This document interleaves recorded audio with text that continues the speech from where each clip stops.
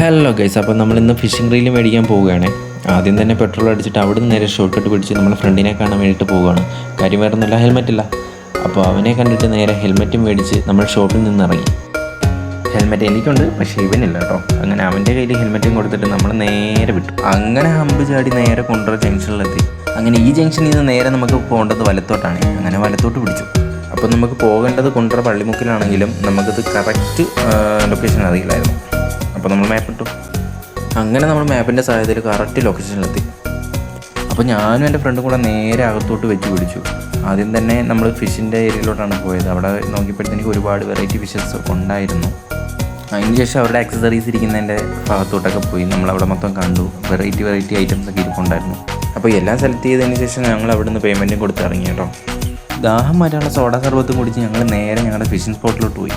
അപ്പോൾ ഇതാണ് നമ്മളെ ഐറ്റം. എങ്ങനെയുണ്ട്?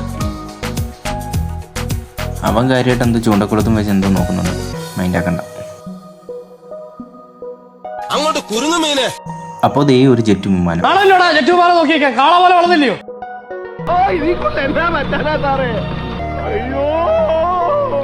കാസ്റ്റിംഗ് എല്ലാം കഴിഞ്ഞ് നേരെ ആകാശത്തോട്ട് നോക്കിയപ്പോഴത് അവിടെ ഒരു മഴവില്ല. മീൻ കിട്ടാൻ എൻ്റെ വിഷമമൊക്കെ ഉണ്ടായിരുന്നെങ്കിലും ഞങ്ങൾ അവിടുത്തെ പ്രകൃതി ഭംഗിയൊക്കെ ആസ്വദിച്ച് അവിടെ നിന്നു. സമയം പറഞ്ഞില്ല.